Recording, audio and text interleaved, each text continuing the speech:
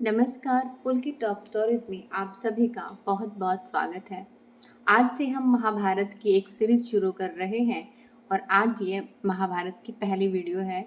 इसमें हम महाभारत की शुरुआत करेंगे और महाभारत में पूरे 18 पर्व हैं। हम पूरे महाभारत करेंगे। आप हमारे चैनल को विजिट करते रहिए। महाभारत भारत का अनुपम धार्मिक, पौराणिक, ऐतिहासिक और दार्शनिक ग्रंथ है। यह हिंदू धर्म के मुख्यतः ग्रंथों में से एक है। यह विश्व का सबसे लंबा साहित्यिक ग्रंथ है। हालांकि इसे साहित्य की सबसे अनुपम कृतियों में से एक माना जाता है, किंतु आज भी यह प्रत्येक भारतीय के लिए एक अनुकरणीय स्रोत है। महाकाव्य का लेखन कैसे हुआ? महाभारत में इस प्रकार का उल्लेख आया है कि वेदव्यास ने हिमालय की तलहटी की एक पवित्र गुफा में तपस्या में संलग्न तथा ध्यान योग में स्थित होकर महाभारत की घटनाओं का आदि से अंत तक स्मरण कर मन ही मन में महाभारत की रचना कर ली थी। परंतु इसके पश्चात उनके सामने एक गंभीर समस्या आ खड़ी हुई कि इस महाकाव्य के ज्ञान को सामान्य जन साधारण तक कैसे पहुंचाया जाए, क्योंकि इसकी जटिलता और लंबाई के कारण यह बहुत कठिन कार्य था कि कोई इसे बिना किसी त्रुटि के वैसा ही लिख दे जैसा कि वे बोलते जाएं। इसलिए ब्रह्मा के कहने पर व्यास भगवान गणेश के पास पहुंचे। गणेश लिखने को तैयार हो गए, किंतु उन्होंने एक शर्त रख दी कि कलम एक बार उठा लेने के बाद काव्य समाप्त होने तक वे बीच में रुकेंगे नहीं। व्यास जी जानते थे कि यह शर्त बहुत कठिनाइयां उत्पन्न कर सकती है, अतः उन्होंने भी अपनी चतुरता से एक शर्त रखी कि कोई भी श्लोक लिखने से पहले गणेश को उसका अर्थ समझना होगा। गणेश ने यह प्रस्ताव स्वीकार कर लिया। इस तरह व्यास बीच बीच में कुछ कठिन श्लोकों को रच देते। जब गणेश उनके अर्थ पर विचार कर रहे होते, उतने समय में ही व्यास जी कुछ और नए श्लोक रच देते। इस प्रकार संपूर्ण महाभारत 3 वर्षों के अंतराल में लिखी गई। महाभारत का पहला पर्व है आदि पर्व। आदि पर्व के बारे में हम आपको अब बताएंगे। प्राचीन भारत में ययाति नाम के प्रतापी राजा राज करते थे, जिनकी राजधानी खांडवप्रस्थ थी। इसी स्थान पर आगे चलकर इंद्रप्रस्थ भी बसा था। ययाति की 2 रानियां थीं, असुरों के गुरु शुक्राचार्य की पुत्री देवयानी, असुरों के राजा वृषपर्वा की पुत्री शर्मिष्ठा। देवयानी से 2 पुत्र हुए, यदु और तुर्वसु। यदु के नाम से आगे चलकर यदु वंश चला, जिसमें श्री कृष्ण भी पैदा हुए। शर्मिष्ठा के 3 पुत्र हुए, जिनमें सबसे छोटा पुरु बहुत पराक्रमी और पितृभक्त था। ययाति ने पुरु को ही अपना उत्तराधिकारी बनाया। पुरु के नाम से ही पुरु वंश की परंपरा चली। पुरु के वंश में ही आगे चलकर दुष्यंत हुए, जिन्होंने शकुंतला से विवाह किया, और उनके पुत्र भरत के नाम पर ही हमारे देश का नाम भारत पड़ा। भरत के वंश में हस्तिन नाम के राजा हुए, जिन्होंने अपनी राजधानी हस्तिनापुर में बसाई। हस्तिन के राजवंश में कुरु नाम के राजा हुए, जिनके वंशज कौरव कहलाए। कुरु के नाम से ही कुरुक्षेत्र प्रसिद्ध हुआ। कौरव राजवंश में शांतनु नाम के प्रतापी राजा हुए। शांतनु ने भगवती गंगा से विवाह किया था। कहा जाता है कि एक बार अष्टवसु नाम के 8 देवताओं से तंग आकर वशिष्ठ मुनि ने उन्हें शाप दिया कि उन्हें मनुष्य योनि में जन्म लेना होगा, परंतु 8 वसुओं की प्रार्थना पर मुनि ने कहा कि 7 वसुओं को तो जन्म लेते ही उद्धार हो जाएगा, पर सबसे उत्पाती वसु प्रभास को मृत्युलोक में बहुत दिन तक रहना पड़ेगा। इन्हीं अष्टवसुओं को शाप से मुक्त कराने के लिए भगवती गंगा ने उनकी मां बनना स्वीकार किया। शांतनु से विवाह करने पर गंगा को 8 पुत्र हुए। 7 को तो गंगा ने पैदा होते ही अपनी धारा में बहा दिया।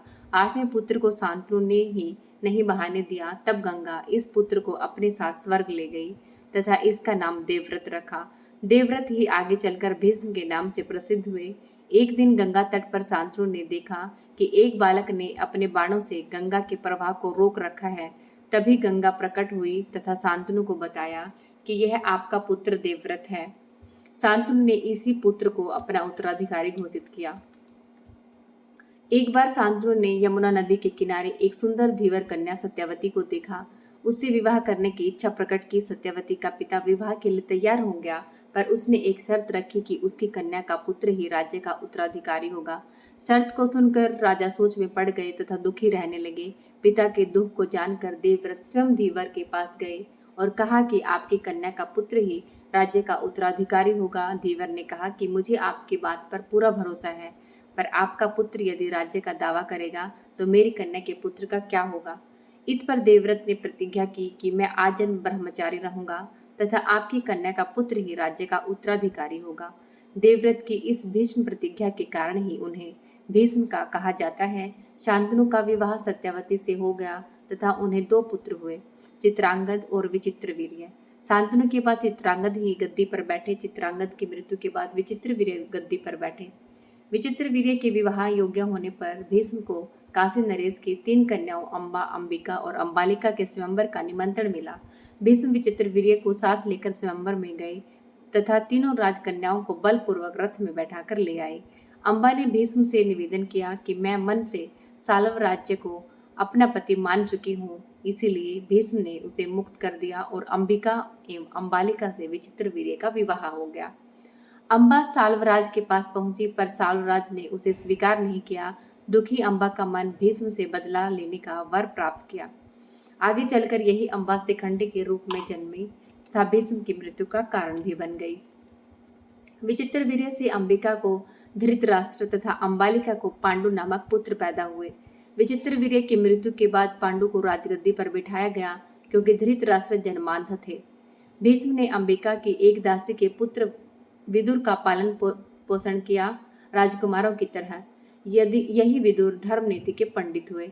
धृतराष्ट्र का विवाह गांधारी से हुआ। गांधारी धृतराष्ट्र के अंधा होने के कारण अपनी आंखों पर भी पट्टी बांधे रहती थी।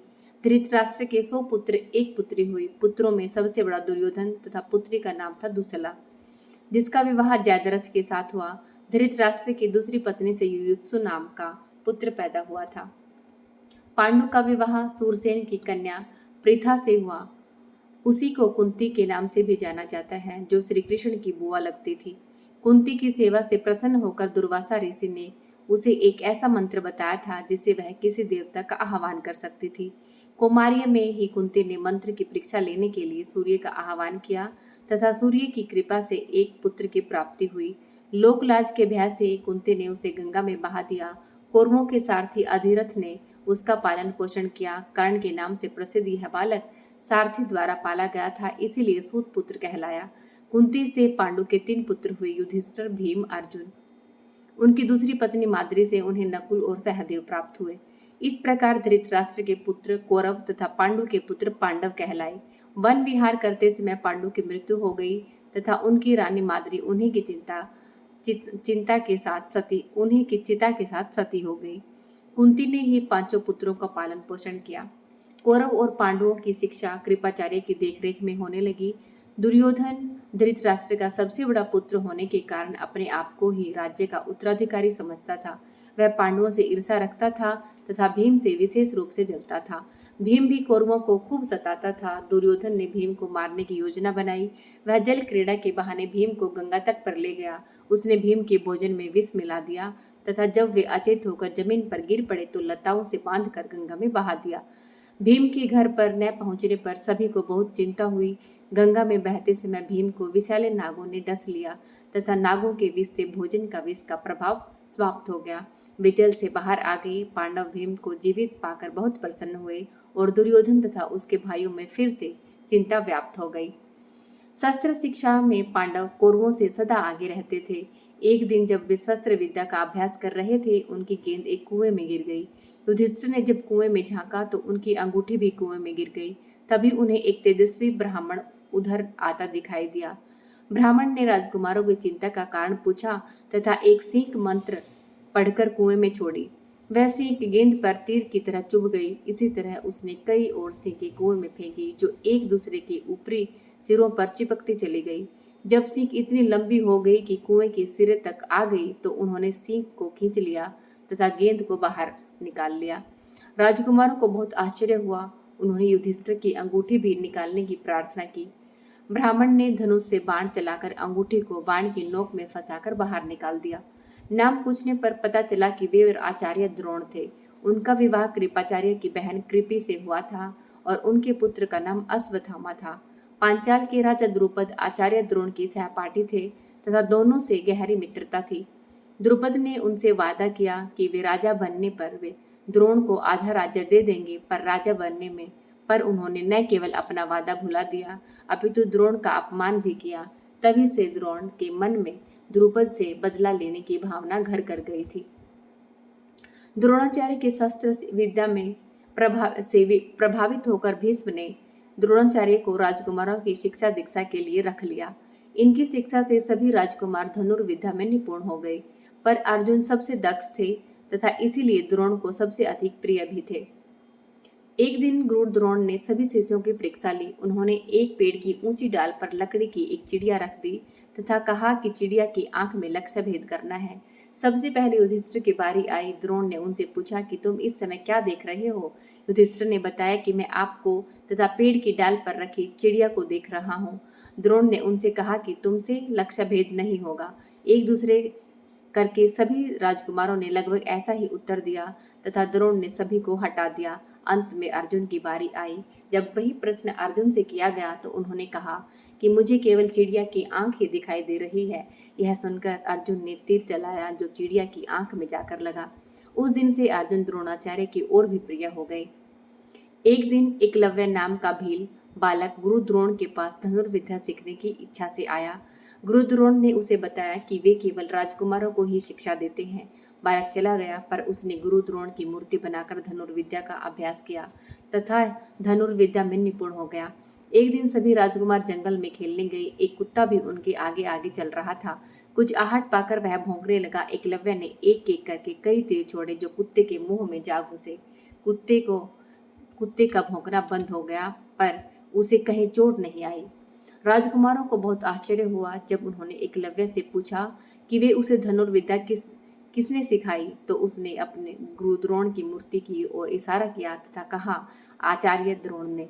राजधानी लौटकर राजकुमारों ने एकलव्य की धनुर्विद्या का समाचार गुरु द्रोण को सुनाया तथा कहा कि एकलव्य ने धनुर्विद्या में हमसे भी अधिक कुशलता प्राप्त कर ली है।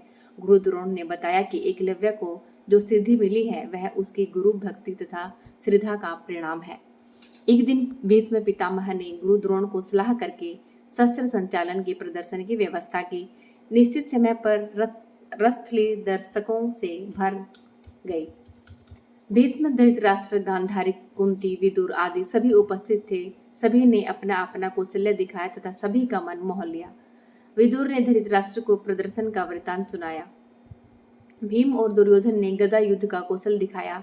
दोनों एक दूसरे से ईर्ष्या रखते थे, अतः एक दूसरे पर वार करने लगे, पर गुरु द्रोण ने संकेत पर अश्वत्थामा ने उन्हें अलग अलग कर दिया। कर्ण की चुनौती। अर्जुन की धनुर्विद्या की प्रशंसा सभी कर रहे थे। इसी समय कर्ण आगे आया तथा अपनी कला दिखाने की इच्छा व्यक्त करते हुए बोला कि जो कुछ अर्जुन ने किया वह मेरे लिए अत्यंत साधारण सी बात है। कर्ण ने कहा कि मैं अर्जुन से द्वंद्व युद्ध करना चाहता हूँ, पर कृपाचार्य ने उसे सूत पुत्र कहकर द्वंद्व युद्ध की बात काट दी, क्योंकि राजकुमार से द्वंद्व युद्ध करने का अधिकारी राजकुमार ही होता है। इस पर दुर्योधन ने कर्ण को अंग देश का राजा घोषित कर दिया तथा सभा भवन में ही उसका राज तिलक कर दिया। अर्जुन ने कर्ण से कहा कि कर्ण, तुम वीर हो, पर तुम यह मत समझो कि वीरता का वरदान केवल तुम्हें ही मिला है। संध्या हो चली थी, इसीलिए भीष्म पितामह ने प्रदर्शन को बंद करने का आदेश दे दिया। अर्जुन की गणोक्ति कर्ण के मन में चोट बनकर रह गई। एक दिन द्रोणाचार्य ने सभी राजकुमारों को बुलाकर शस्त्र विद्या की शिक्षा के बदले गुरु दक्षिणा मांगी। उन्होंने द्रुपद को पकड़कर अपने सामने लाने की आज्ञा दी। गुरु की आज्ञा मानकर पांडवों ने पांचाल राज्य पर आक्रमण किया तथा द्रुपद को पकड़कर द्रोण के सामने उपस्थित किया। इस प्रकार द्रोण ने द्रुपद से बदला ले लिया। बाद में द्रुपद ने भी अपने इस अपमान का बदला लेने के लिए पुत्रेष्टि यज्ञ किया तथा उन्हें धृष्टद्युम्न नामक पुत्र पैदा हुआ, जिसने महाभारत के युद्ध में द्रोणाचार्य का वध किया। लक्षाग्रह दाह। दुर्योधन दिन रात इसी चिंता में रहता था कि किसी प्रकार पांडवों का नाश करके हस्तिनापुर पर राज्य कर सके। कौरवों पांडवों में युधिष्ठिर को सबसे बड़े थे तथा इसीलिए सिंहासन के उत्तराधिकारी समझे जाते थे। पर दुर्योधन सोचता था कि उसके पिता ज्येष्ठ होने पर भी जन्मांध होने के कारण गद्दी न पा सके, तो इससे उत्तराधिकारी का नियम तो नहीं बदल जाता। धृतराष्ट्र का बड़ा पुत्र होने के कारण मैं ही गद्दी का अधिकारी हूँ। शकुनी, कर्ण, दुशासन आदि दुर्योधन के साथ थे। दुर्योधन ने पांडवों की बुराई करके धृतराष्ट्र को भी अपने पक्ष में कर लिया तथा पिता से पांडवों को वर्णावर्त के मेले में भेजने को कहा। दुर्योधन एक योजना बनाकर पांडवों का नाश करना चाहता था। धृतराष्ट्र की आज्ञा से पांडव वर्णाव्रत चले गए। उनके जाते समय विदुर ने युधिष्ठिर को सावधान कर दिया तथा अगले संदेश की प्रतीक्षा करने के लिए कहा। दुर्योधन ने पुरोचन नाम के एक मंत्री से मिलकर वर्णाव्रत में लाख के एक महल में पांडवों को जलाकर मार डालने की योजना बना ली थी। लाख का यह महल ऐसा बनवाया गया था जो आग के स्पर्श से ही पूरी तरह जल उठे तथा पांडव जल मरे। जैसे ही पांडव वर्णाव्रत में बने लाख महल में जाने को तैयार हुए, विदुर ने उन्हें एक संदेश भेजकर दुर्योधन को सारी योजना से सावधान करा दिया। एक कारीगर ने महल से बाहर निकलने के लिए सुरंग बना दी। पांडव महल के भीतर नहीं, इसी सुरंग में सोया करते थे, जिससे कि महल में आग लगने पर जल्दी ही बाहर निकल सके। कृष्ण चतुर्दशी के दिन युधिष्ठिर को पुरोचन के रंग ढंग से एहसास हो गया कि महल में आज रात को ही आग लगाई जाएगी। युधिष्ठिर ने अपने भाइयों को सचेत कर दिया। पांडवों ने इस दिन यज्ञ किया था जिसमें नगरवासियों के साथ एक भिलनी ने भी अपने 5 पुत्रों के साथ भोजन किया था। भोजन के बाद वह भिलनी महल में ही सो गई। पुरोचन महल के बाहरी कमरे में सो रहा था। भीम ने रात को महल में आग लगा दी तथा माता कुंती को लेकर सुरंग से बाहर आ गए। पुरोचन तथा अपने पुत्रों के साथ भिलनी जल मरी। हस्तिनापुर में शोक छा गया, पर विदुर को विश्वास था कि पांडव अवश्य ही बच निकलेंगे। लक्षागृह से निकलकर पांडव दुर्गम वन पार करते हुए गंगा तट पर पहुंचे, जहां उन्हें विदुर का भेजा एक आदमी नाव के साथ मिला था। पांडव उसी नाव में गंगा पार हो गए। हिडिंब का वध।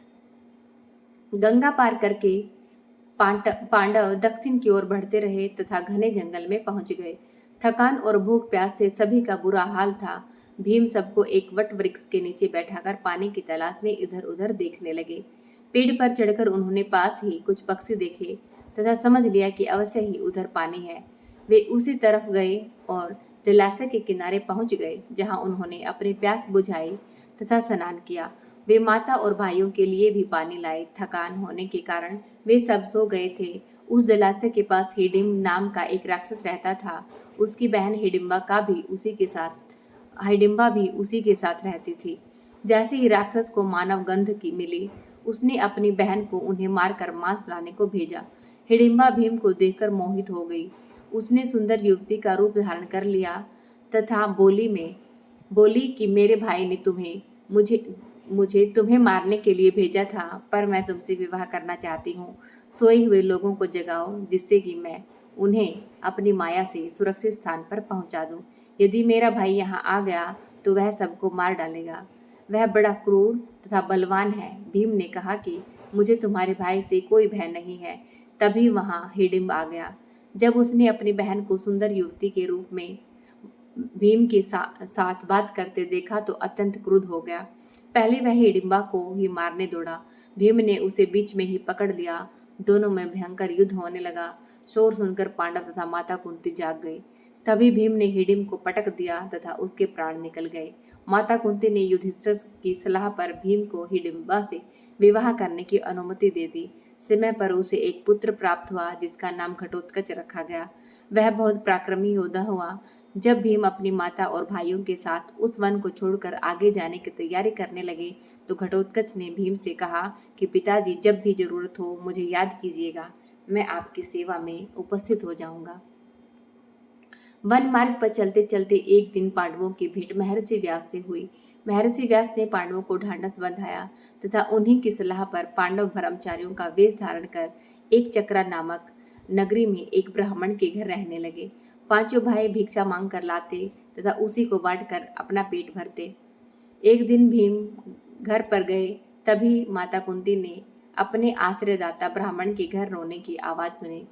पूछने पर पता चला कि बक नाम का एक राक्षस नगर के पास ही गुफा में रहता है, जो लोगों को जहां भी देखता मार कर खा जाता था। नगरवासियों ने उससे तंग आकर एक समझौता कर लिया कि हर सप्ताह उसकी गुफा में गाड़ी भरकर मांस, मदिरा, पकवान आदि भेज दिया जाएगा तथा गाड़ीवान भी उसी खुराक में शामिल होगा। उस दिन गाड़ीवान के रूप में उस ब्राह्मण को जाना था। वहां पहुंचकर वह कभी जिंदा वापस नहीं आ सकेगा, इसीलिए घर के सभी लोग रो रहे थे। कुंती ने ब्राह्मण को धीरज बंधाया तथा कहा कि उसकी जगह मेरा पुत्र भीम चला जाएगा तथा बकासुर उसका कुछ भी नहीं बिगाड़ सकेगा। भीम भोजन तथा पकवान से भरी गाड़ी लेकर राक्षस की गुफा तक पहुंचा तथा उसने उससे अपनी पेट पूजा शुरू कर दी। बकासुर ने गुफा से देखा कि एक विशाल शरीर वाला मनुष्य उसके भोजन को खा रहा है। वह भीम से भिड़ गया। भीम ने उसे लात घूंसे मार मार कर जान से मार डाला तथा उसकी लाश को नगर द्वार तक ले आए। नगर वासियों की प्रसन्नता की सीमा न रही। आज की वीडियो में हम यहीं तक करेंगे। नेक्स्ट वीडियो में द्रौपदी स्वयंवर होगा, तो आप नेक्स्ट वीडियो का इंतज़ार करना। हम कल ही अपलोड कर देंगे। अब तक हमारे साथ जुड़े रहने के लिए आप सभी का बहुत बहुत धन्यवाद। जाने से पहले प्लीज़ चैनल को सब्सक्राइब करना और वीडियो को लाइक करना। थैंक